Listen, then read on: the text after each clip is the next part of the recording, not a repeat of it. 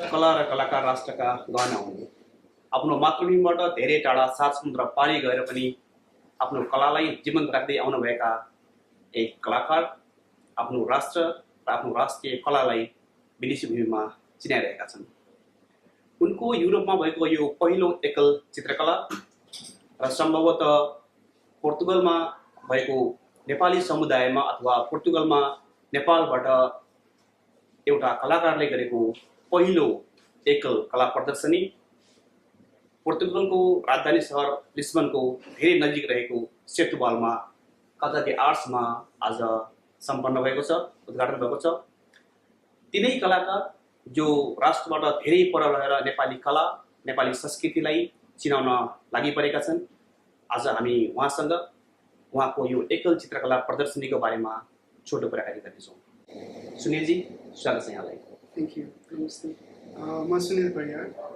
म चाहिँ बेसिकली एउटा चित्रकारको रूपमा पनि चिनिन्छु र त्यस्तै सङ्गीतकारको रूपमा पनि चिनिन्छु। सङ्गीतकार चाहिँ म बाँसुरी बजाउँछु अनि आफ्नो नेपालको बाँसुरी जुन छ त्यसलाई आफ्नो प्रमुख बाजाको रूपमा रिप्रेजेन्ट गरिरहेको छु विश्वभर नै।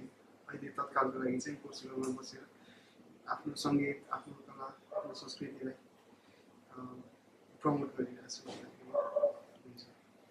अनि त्यस्तै अब कलाको क्षेत्र बाहेक म एउटा स्वतन्त्र नागरिक पनि हो। मेरो आफ्नै इथिक्सहरू छ, आफ्नै लजिकहरू छ। त्यो चाहे चित्रकलामा होस्, चाहे म्युजिकमा होस्, चाहे लाइफको विषयमा होस्, एउटा सभ्य मानव बन्ने प्रयास गर्दैछु म। धेरै जसो कलाकारहरू विदेशमा भाषिसकेपछि, विदेशमा गइसकेपछि आफ्नो मूल कलालाई अथवा पेसालाई छोडेर अन्य पेसामा लागेर आर्थिक उपार्जन गर्दै लाग्छन् होइन। तपाईँ यहाँ आएर पनि स्टिल सबै कुरालाई त्यागेर कलालाई अगाडि बढाउन खोजिराख्नु भएको छ, नेपाललाई कलाको माध्यमबाट चिनाउन खोजिराख्नु भएको छ। तपाईँलाई के कुराले यस्तो तान्यो कि मैले अन्य पेसा छोडेर म यही यसै पेसामा काम गर्छु र नेपाललाई चिनाउँछु, नेपालको कलालाई विश्व सामु चिनाउँछु यस्तो फिल भयो? हजुर, अब त्यसको प्रमुख कारण भन्नु पर्दाखेरि मैले अहिलेसम्म सिकेको र मैले जानेको र मैले बुझेको चिज भनेकै कला मात्र हो। त्यो बाहेक मलाई अरू केही पनि गर्न आउँदैन। मेरो यदि दिमागमा, मेरो रगतमा, मेरो शरीरमा केही चिज छ भने कलाकै चिजबिज मात्र छ, कलाकै वस्तुहरू मात्र छ र त्यसमै मेरो नलेज भएको भएर सकेसम्म म आफूलाई कलाकारकै रूपमा स्थापित गराउन खोजिरहेको छु। यहाँ हुन त अब नेपालीहरूको परिवेशमा नेपालीहरू जहाँ गए पनि आफ्नो एक्सपर्टिज अनुसार काम गर्ने सम्भावना हुँदैन। किनभने अब बाहिर गइसकेपछि, बाहिर आफ्नो देशबाट बाहिर आइसकेपछि त्यो फेरि त्यो जुन सर्कमस्टान्सेसहरू र वातावरण मिल्दैन कतिपय अवस्थामा। अब आफूले खोजेको जस्तो पनि हुँदैन। अब हुनुहुन्छ कति कलाकारहरू हुनुहुन्छ, चित्रकारहरू हुनुहुन्छ, म्युजिसियनहरू हुनुहुन्छ, उहाँहरूले आफूले जानेको काम, आफूले बुझेको क्षेत्रलाई नै अगाडि बढाउन सकिरहनु भएको छैन। त्यसको अब विविध कारणहरू पनि छन्। एउटा कुरा के हो भने, एउटा सबैभन्दा ठुलो इम्पोर्टेन्ट कारण चाहिँ के जस्तो लाग्छ भने मलाई पर्सनली चाहिँ आर्टिस्टहरू धेरै जस्तो मनबाट मात्र सोध्छन्, तर यहाँ मनदेखि जुन दिमागसम्मको बाटो हुन्छ नि त्यसलाई चाहिँ नि पहिलाउन सकेर हुँदैन। र आफ्नो क्षेत्रलाई यदि कुनै पनि ठाउँमा स्थापित गराउनु छ भने, कुनै पनि ठाउँमा आफूलाई त्यो आफ्नो क्षेत्रलाई चिनाउनु छ भने, आफ्नो क्षेत्रको थ्रुबाट आफ्नो नामलाई अगाडि बढाउनु छ भने आफूलाई सेल गर्नु पनि जानुपर्छ।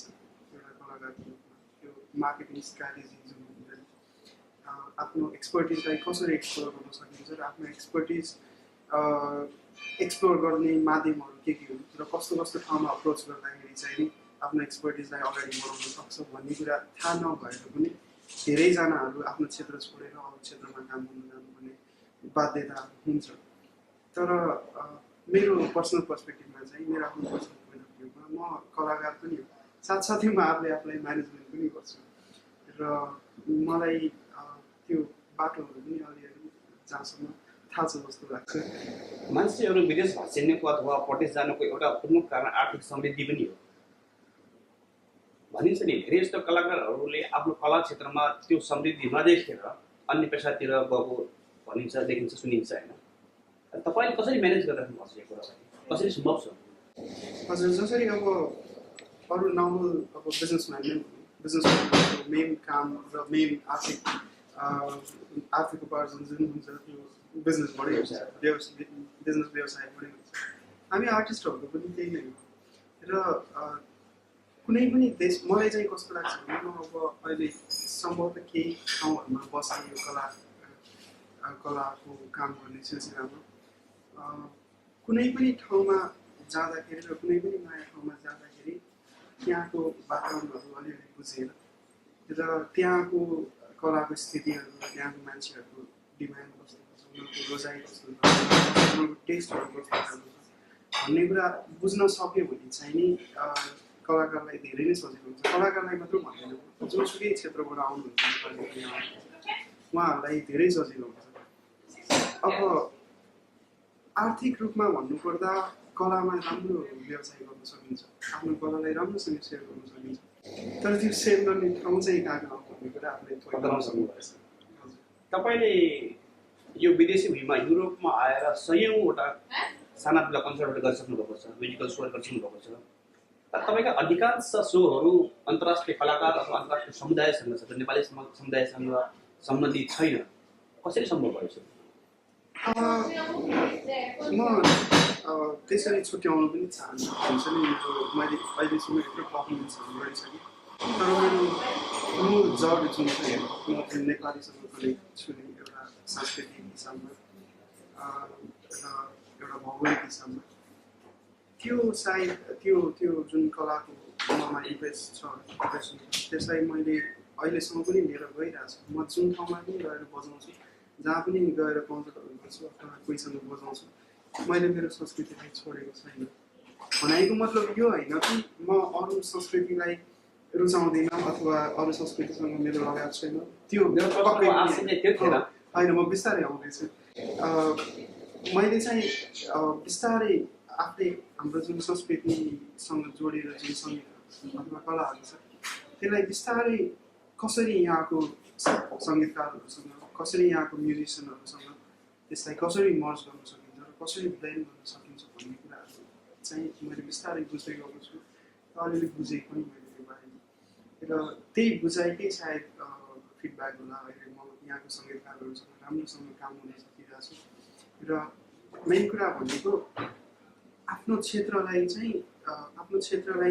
जुनसुकै अरू कल्चरमा अरू सङ्गीतको जुन जनरहरू हुन्छ तिनीहरूसँग घुलमिल गर्दाखेरि चाहिँ कसरी घुलमिल गर्न सकिन्छ भन्ने वातावरण चाहिँ हामीलाई थाहा हुनुपर्छ। त्यसको जुन टेक्निक्सहरू हुन्छ नि त्यो थाहा हुनुपर्छ। त्यो थाहा भयो भने चाहिँ मर्ज हुन सकिन्छ। जस्तो मैले शास्त्रीय सङ्गीत सिकेको, मलाई लोक सङ्गीत पनि आउँछ, तर म धेरै जस्तो वर्ल्ड फ्युजन गर्छु। मेरो प्रश्नको आशय पनि त्यही थियो। एउटा शास्त्रीय सङ्गीत सिकेको व्यक्ति, एउटा हामी भनौँ न वेस्टर्न कल्चर अथवा वेस्टर्न म्युजिक सिकेको मान्छे होइन, तपाईँ चाहिँ यो इस्टर्न कल्चर, इस्टर्न म्युजिक होइन अथवा अफ्रिकन म्युजिकहरूसँग तपाईँको अक्सर कन्सर्टहरू हुन्छ नि त, कार्यक्रमहरू हुन्छ, त्यो फ्युजन चाहिँ कसरी गर्न सम्भव भयो भन्ने कुरा मेरो प्रश्नको आशय थियो। हजुर, यहाँ आइसकेपछि मैले प्रष्ट देखेको चाहिँ के हो भने हाम्रो जुन सङ्गीत छ त्यो सङ्गीतलाई यहाँको कलाकारहरूले एकदमै धेरै रेस्पेक्ट गर्नुहुन्छ। त्यो रेस्पेक्टले नै एउटा त्यस्तो वातावरण बनाइदिँदो रहेछ कि जसले चाहिँ नि हामी दुईवटा कल्चरलाई, दुईवटा सङ्गीतको जुन छुट्टा छुट्टै जनरहरू छ त्यसलाई मिक्स गर्नु सक्ने एउटा वातावरण बनाइदिँदो रहेछ। त्यसले गर्दा चाहिँ अहिले म अब यहाँको म्युजिसियनहरूसँग, जस्तो म अब ब्राजिलियन म्युजिसियनसँग पनि काम गरिरहेको छु, पोर्चुगिज म्युजिसियनहरूसँग, त्यस्तै म इटालियन म्युजिसियनहरू भनौँ न अब युरोपको धेरै देशको म्युजिसियनहरू काम गरिरहेको छु। अनि त्यसको सेयरिङ चाहिँ कसरी हुन्छ भने सङ्गीत भनेको एउटा इन्टरनेसनल ल्याङ्ग्वेज हो। इन्टरनेसनल ल्याङ्ग्वेज भएको हिसाबले त्यसमा कुनै शब्द बोल्नु जरुरी छैन। हामीले आफूलाई रिप्रेजेन्ट गर्ने, आफूलाई नै त्यसमा दर्शाउने आफ्नो सङ्गीतको थ्रुबाट, र आफूलाई नै रिप्रेजेन्ट गर्दाखेरि र उहाँहरूको पनि जुन हामीले रिफ्लेक्सन पाउँछौँ नि हामीले आफूलाई रिप्रेजेन्ट गर्दाखेरि त्यसले गर्दा चाहिँ एउटा वातावरण सृजना गरिदिँदो रहेछ र हामीले सँगै काम गर्न सक्ने माहौल पाउँदो रहेछ। अब तपाईँको सङ्गीतबाट कलातिर फाइनेन्सतिर होइन, लाग्छ सम्भवतः तपाईँको यो प्रोजेक्ट चाहिँ 1 वर्षको प्रयास हो जस्तो लाग्छ मलाई यो गर्ने। हजुर, म यहाँ आएदेखि नै एउटा एकल चित्रकला प्रदर्शनी गर्ने मेरो ठुलो इच्छा थियो र मैले धेरै काम पनि गरेँ। कस्तो खाले चित्रहरू राख्ने, के गर्ने र त्यो जुन विषयवस्तु चयनहरू कसरी गर्ने र कस्तो खाले विषयवस्तुमा काम गर्दाखेरि राम्रो होला भन्ने त्यो रिसर्च गर्दा र अलिअलि पेन्टिङहरू गर्दा सायद 1 वर्ष भयो र 1 वर्षपछि अहिले म सफल भएको छु। यो मेरो विषयमा कस्तो लाग्छ भने पोर्चुगलमा सायद पहिलो एउटा नेपाली कलाकारको पहिलो एकल चित्रकला प्रदर्शनी छ। तपाईँको यसपालि यो चित्रकलाहरूमा चाहिँ नेपाल र पोर्तुगलका यस्ता विभिन्न स्थानहरू फ्युजन गर्नुपर्छ होइन? हजुर, मैले यसपालिको मेरो चित्रकलाहरूमा चाहिँ नि धेरै जस्तो नेपालको प्राकृतिक दृश्यहरू राखेको छ जुन चाहिँ एकदमै विश्व सामुन्नै परिचित छ। अब माछापुच्छ्रे हिमाल अनि माउन्ट एभरेस्टको पेन्टिङहरू छ, यस्तै अन्नपूर्णको पेन्टिङहरू छ, माउन्ट आमादावनको पेन्टिङ छ जुन चाहिँ एभरेस्टको वाकिङ ट्रायलको पर्छ, पुरै रेन्जमा पर्छ। धेरै जस्तो चाहिँ तपाईँले देख्न सक्नुहुन्छ यहाँ नेपालको प्राकृतिक दृश्यहरू चित्रहरू छन् किनभने म एकदमै जोडिएको छु एउटा चित्रकारको रूपमा। र त्यस्तै यहाँ लिस्बनको पनि तपाईँहरूले चित्रहरू देख्न सक्नुहुन्छ, विचारका चित्रहरू जुन मलाई अति नै मनपर्ने ठाउँहरू र एउटा कलाकारको हिसाबले चाहिँ जुन ठाउँमा गयो त्यो ठाउँलाई एडप्ट गर्नु पनि सक्नुपर्ने रहेछ। र मैले बिस्तारै अब यहाँ पनि आफ्नो यदि आफूले मैले स्थापित गर्नु छ भने मैले यहाँको पनि यहाँको टेस्टलाई बुझेर यहाँको पनि ठाउँहरूलाई रिप्रेजेन्ट गर्नु भन्ने छ, त्यही गर्ने ट्राई गर्दैछु। भविष्यमा के छ, आफ्नो कुनै एउटा आर्ट ग्यालरी अथवा त्यस्तो म्युजिकको लागि कुनै सेन्टर खोल्ने चाहना छ? अभियसली मेरो एउटा धेरै ठुलो सपना नै हो। एउटा म पनि बिस्तारै प्रोजेक्ट बनाउने भन्ने सोचिरहेको छु। म पनि एउटा कल्चरल सेन्टर बनाउने चाहिँ प्रयास गर्दैछु जहाँ चाहिँ नि अब आर्टको सबै क्षेत्रहरू, डान्स भयो, मूर्तिकला भयो, त्यस्तै अब सङ्गीतको क्षेत्रहरू भयो, चित्रकलाको क्षेत्रहरू, साहित्य सबैलाई एउटै फ्रेमभित्र लिएर एउटा कुनै अर्गनाइजेसन गर्छु भन्ने मेरो पनि प्लान छ। सायद अब सबै वातावरण मिल्यो भने र सबै समयले साथ दियो भने सँगसँगै चाँडै गर्नु पनि सक्छु।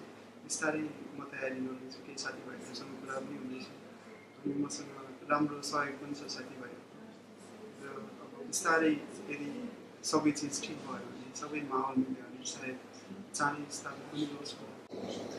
विदेशमा आएर आफ्नो प्रमुख पेसा अथवा रुचिको विषय जस्तो सङ्गीत भनौँ, साहित्य होइन, चित्रकला यस्तो विधालाई छोडेर अन्य सेक्टरमा गएर काम गर्ने कलाकारहरूलाई के भन्न चाहनुहुन्छ वा के सन्देश दिन चाहनुहुन्छ? अब उहाँहरूलाई चाहिँ म के भन्न चाहन्छु भने आफ्नो हातमा जुन सिप छ त्यो सिपलाई सकेसम्म आफूले जुन जानेको कुरा छ त्यो सिपलाई सकेसम्म हामीले सधैँ पोलिस गर्ने ट्राई गर्नुपर्छ र त्यसलाई सकेसम्म आफूले आफूमा भएको जुन सिप छ त्यसलाई एक्सप्लोर गर्नुपर्छ, त्यसलाई मान्छेहरू सामु देखाउनुपर्छ, प्रस्तुत गर्नुपर्छ। आफूलाई अब नयाँ ठाउँमा आएपछि यो अभियस हो कि कसैले हामीलाई खोज्दै आउँदैन, त्यो हिसाबले चाहिँ नि आफू नै यस्ता जुन क्षेत्रहरू छन्, यस्ता अब जस्तो यही आर्ट ग्यालरीहरू काजामा यहाँ पनि म एउटा कन्सर्ट गर्ने सिलसिलामा आइपुगेको थिएँ र आफूलाई म आर्टिस्ट पनि हो है, म चित्रकार पनि हो है भनेर उनीहरूलाई मैले अप्रोच गरिसकेपछि उनीहरूको एप्रिसिएसनले गर्दाखेरि सम्भव हुन्छ कति कुराहरू। त्यही भएर आफ्नो क्षेत्रलाई छोड्नुभन्दा पनि हो केही समयको लागि आफू स्थापित नभएसम्म अरू क्षेत्रमा जानु उपयुक्त पनि हो, किनभने खानु पनि पऱ्यो, बाँच्नु पनि पऱ्यो, हिँड्नु पनि पऱ्यो होइन। तर यदि वातावरण बिस्तारै जब सहज हुँदै जान्छ त्यस पछाडि आफ्नो क्षेत्रलाई पनि अगाडि बढाउँदै लिएर जानुपर्छ जस्तो लाग्छ मलाई चाहिँ। अवस्था वास्तवमा कस्तो छ? यसरी विदेशमा आएर आफ्नै क्षेत्रमा काम गरेर सर्वाइभ गर्ने अवस्था छ या छैन? छ, मैले देखेको चाहिँ यहाँ एकदमै राम्रो अपर्च्युनिटीहरू छ, यहाँ प्लेटफर्महरू एकदमै राम्रो छ।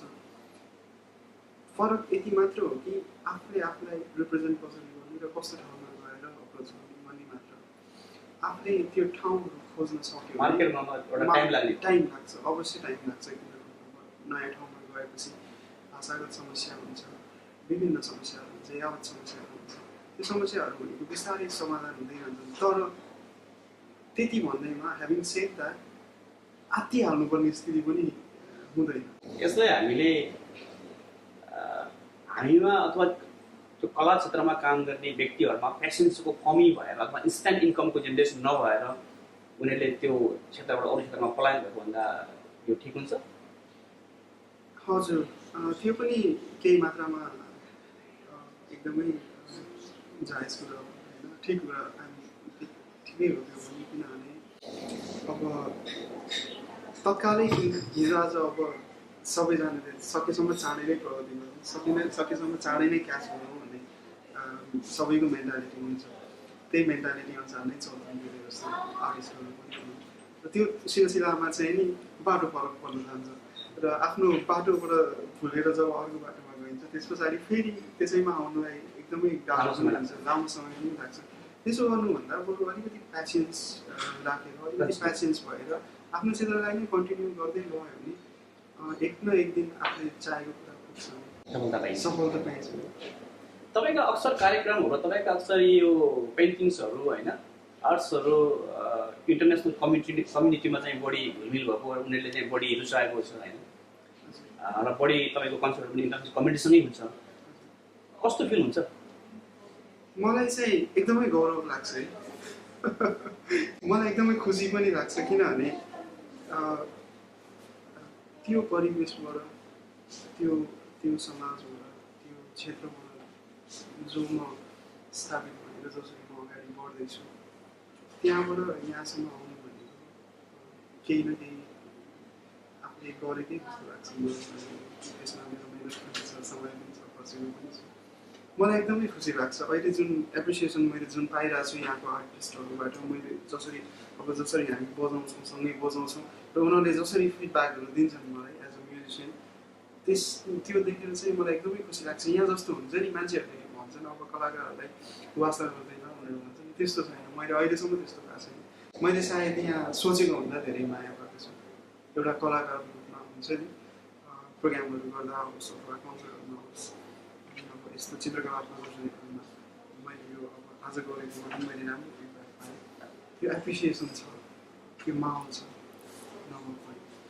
हस्त समयको लागि धन्यवाद यहाँको कलाकारिता र सङ्गीत क्षेत्र अगाडि बढ्दै जाओस् हाम्रो शुभकामना थ्याङ्क यू सो मच उहाँ हुनुहुन्थ्यो सुनिल परियार नेपालका सङ्गीत क्षेत्रका एक नक्षत्र स्पेसल्ली बाँसुरी वादक र चित्रकार पनि उहाँको सङ्गीतको र चित्रकलाको क्षेत्रमा अझै प्रगति होस् यही हाम्रो शुभकामना छ